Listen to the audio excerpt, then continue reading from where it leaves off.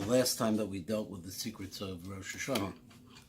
So we had said that it was an argument about whether or not the yichud that took place, not the yichud, but the intercourse with the Nachash took place before Adam and Chava had yichud or afterwards. So the word yichud goes with the word zivug. So the Shaar Hakavanot says that the real thinking is that, as we had said, La'el, that in fact it took place before, which meant that anything was reproduced, any neshamas that were reproduced after that point were were influenced by the Nachash. So he says, so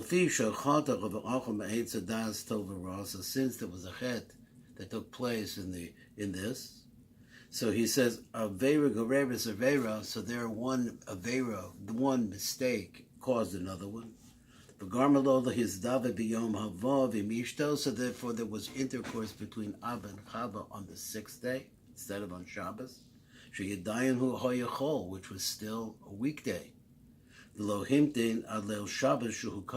didn't wait until the night of Shabbos. There was Chalois of Shabbos, which is Kodesh. So the Tiv writes on this, Avera Gorevis Avera, one thing leads to another. So the main thing that they did, the first thing that they did, was eat the Eitz Hadas. And immediately now they had an understanding inside of them. There was a shlita, there was a control that took over them, the Eitz Hadas. So one Avera that they made caused another. Avera Nosef is another Avera. Shelo himted ad rishon rishon shlosha showers, so he had to wait only 3 hours. Ad leil Shabbos shu kodesh the histavik, that he had to wait only 3 hours to have that yichud. So therefore, this caused the taiva within him to make the yichud right then. Allah nizdavik biyom hashishi shu chol, but the yichud took place on the 6th day, which was still erev Shabbos. And that caused a tremendous amount of difficulty. Now, this is the secret of the eating of the Eitz Hadas Tov V'Ra. Because das is the concept of yichud, of putting sexual intercourse. Adam as Chava Ishto, like we have a quote there, that man knew his wife, Chava. Ve'ish lo yada, and no one knew. There was no man that knew. This idea of knowing is an idea of intercourse. So what actually happened as a result of the chet that he did? Because as a result of which he had intercourse during the day, during the weekday. So he said, Ki hine yom Rosh Hashanah hu dinah kasha k'noida. The first day of Rosh Hashanah is a very strong, powerful din. L'chalan mavor ki yom rishon de Rosh Hashanah. As we go through this, we'll see that the first day of Rosh Hashanah hu b'bechinas dinah kasha, hard din. The visha b'yom rishon adayim l'nisbaspa v'nimtuko almost because the universes that had been created had still not been sweetened. And I was thinking that the main thing that the Kabbalist wants to do is find ways to sweeten the dinim that are abundant in the world, at least partially because of this, or maybe completely because of this. V'yeshis rabos dinim, there's a multiplicity of dinim. Avachabiyom sheni the Rosh Hashanah, but on the second day of Rosh Hashanah, chuba b'chinas din rafi, it's a weaker din. She'ein midas hadin metuchel kol kach, so it's not so powerful as it was. Because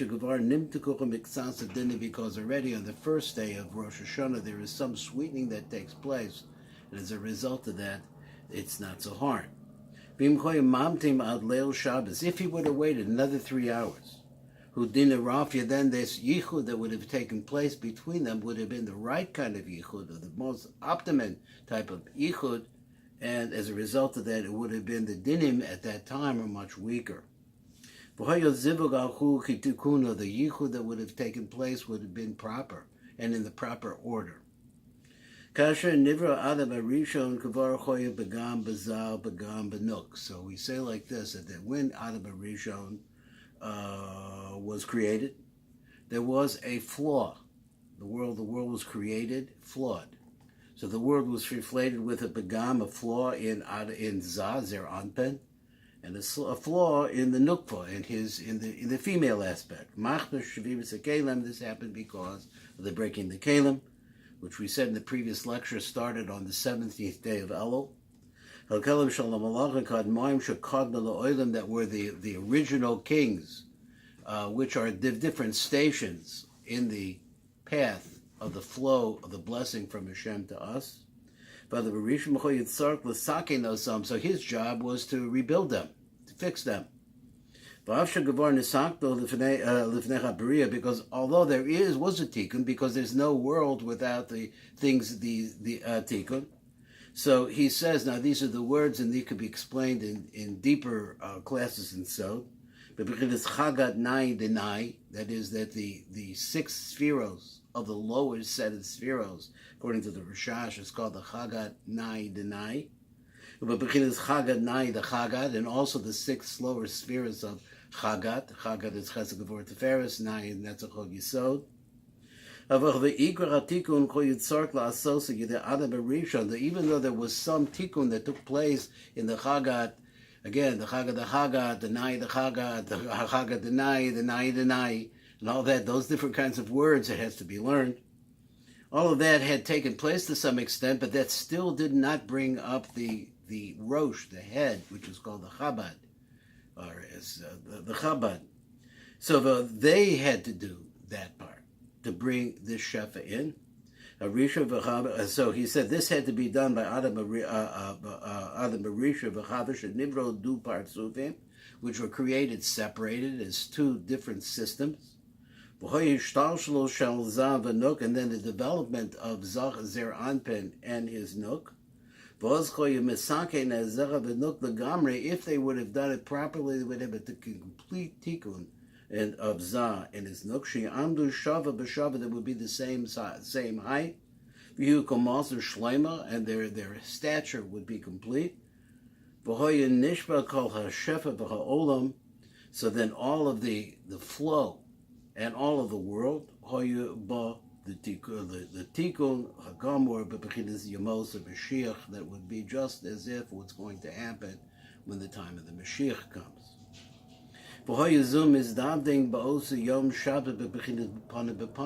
they wouldn't be back to back anymore. They would be face to face. If Adam Arisha would have had a yichud on the night of Shabbos, the had to be Yom Sheni, the Rosh Hashana, because the first day of Rosh Hashana is on the sixth day of creation. And the second day is on Shabbos, and if there would have been a cholos of Shabbos, it would already have happened. Sha'az ein hadinim koshim kol koch, because then the dinim would not be so strong. Then the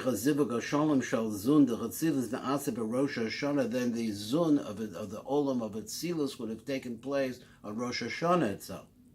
The lo of hoyim is acher ad Shmini Atzeres, because now the yichud, that's what the tie between Rosh Hashanah and Shmini Atzeres and all the days in between, which are deciphered, are detailed. That's the right word.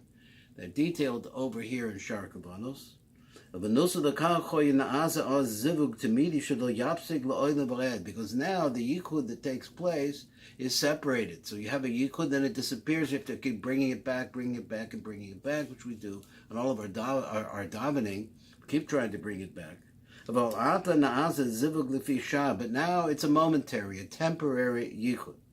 For parts of a shenasi bilvad, it's only a typical, a temporary yichud that takes place in the parts of the year. Become parts of a shenasi atzmos, but also the yearly zivug, which is a cycle of a year. In other words, 365 and a quarter days is a cycle of yichud. That yichud has been also divided, so that we have a yichud in the wintertime, that is from Rosh Hashanah until Pesach, and then from Pesach back around again until Rosh Hashanah. So everything starts getting divided and separated. The parts of Hazamanim Shal Chorif, so that you have a wintertime parts of, you have a summertime parts of. That's also part of what happens. The only time that you really come together are on these holidays. One is during Pesach, which is actually is during Shavuos.